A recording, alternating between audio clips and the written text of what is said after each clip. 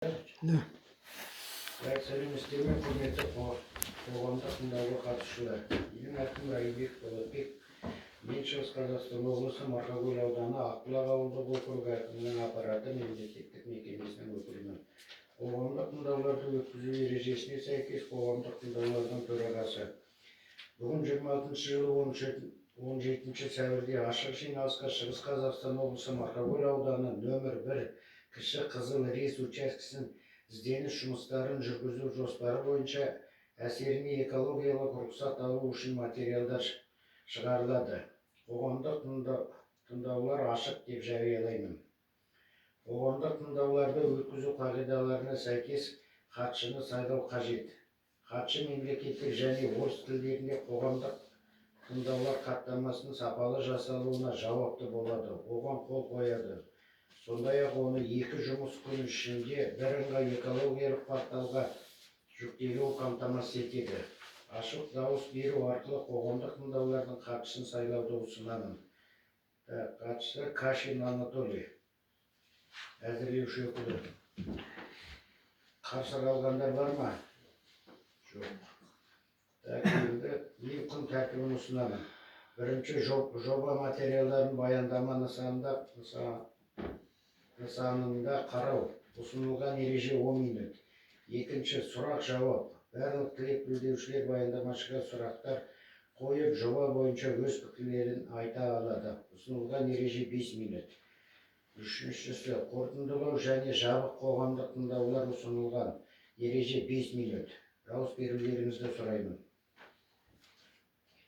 Қарсылар жоқ па? Сөз баяндамашыға беріледі. Құрметті бүгін есепке тыңдауға келген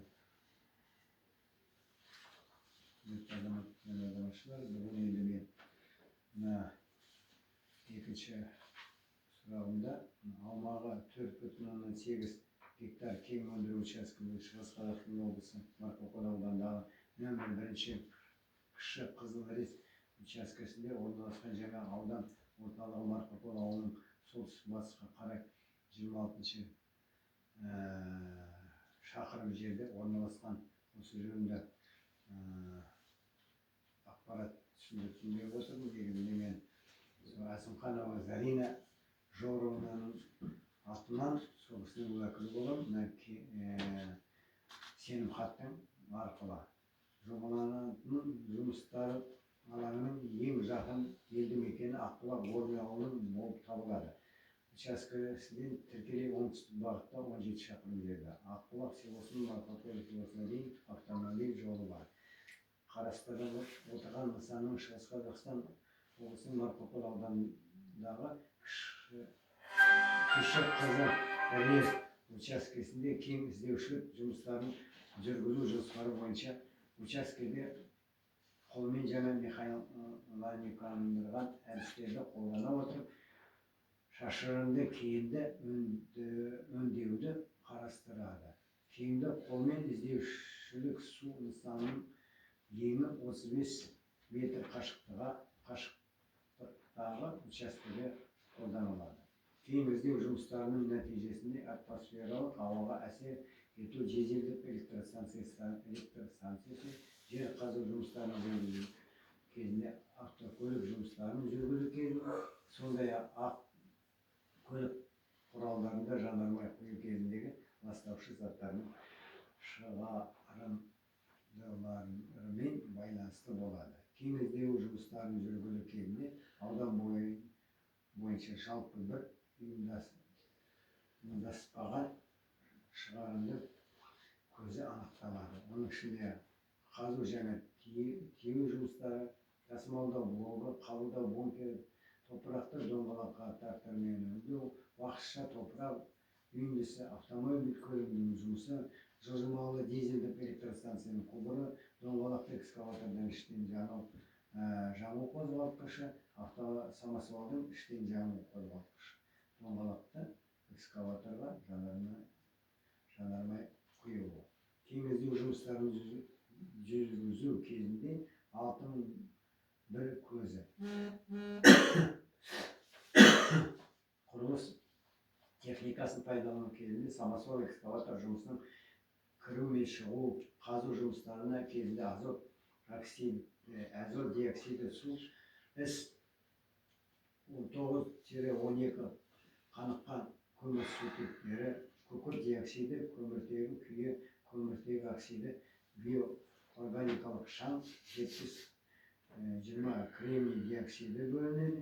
Ластаушы заттардың шығарындылары құрылыстың және арнайы техниканың іштен жанатын қозғалтқыштарынан пайда болады. Дизельдік электростанция жұмыс істеген кезінде ластаушы заттар азот диоксиді, азот оксиді, көміртек, күйе, күкірт диоксиді, көмір оксиді, бензин, пирен, формальдегид, С-12-19 қанықтарын көмірсутектер бөлінеді. Автокөліктерге жанармай қою кезінде ластаушы заттар күкірт С-12, С-19 қанықтарын көмірсутектері бөлінеді. Қарастырылып отырған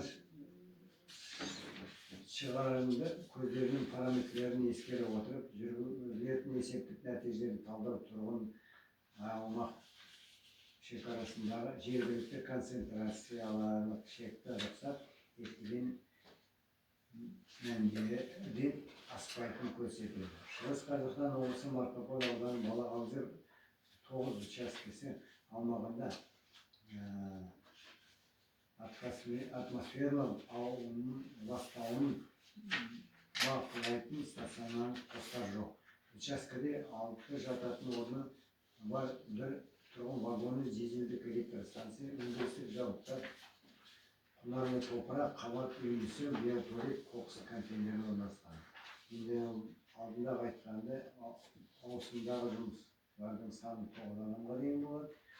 Теңіздегі жұмыстар кезінде су ағызу жылына 40,5 метр куб жылына құрайды. Жұмысының басталуы 2026-2029 жылы аяқталады. Жұмыс учаскесінде жақын аумақтарында ерекше қорғалатын салықтар, тарихи мәдени маңыздары бар жерлер жоқ. Жоспарланған жұмыс орындарын жанында орман шаруашылығы нысандары жоқ. Шығыс Қазақстан облысының геопорталының мәлімшесіне нысандардың аумағында немесе олардың маңында білім беру, денсаулық сақтау, туристік инфрақұрылым, тарихи мәдени нысандар жоқ. Теңіздегі жұмыстары кезінде 2026-2029 жылдары қатты тұрмыстық қалдықтар түзілуі жылына 0,3 тоннаны құрайды. Атмосфералық ауадағы ластаушы заттардың жергілікті деңгейдегі концентрацияларының есептеу нәтижелері бойынша шекті шығарынды көздерінің кәсіпорынның өндірістік алаңның есептік санитарлық қорғау аймағының өлшемдері анықталады. Техника пайдалану кезінде жоспарланған объектінің есептік санитарлық қорғау аймағы шекарасында пайда болатын шу мен дәрін шекті рұқсат деңгейінен аспайды. Белгіленген санитарлық қорғау аймағының шекараларында тұрғын үй ғимараттары жоқ.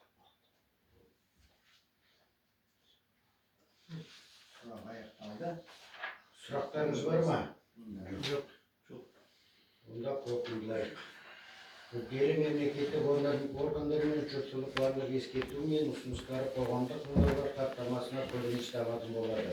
Қоғамдық тыңдаулар мүдделі жұртшылық қатысуына байланысты өткізілді және жабық деп жарияланады.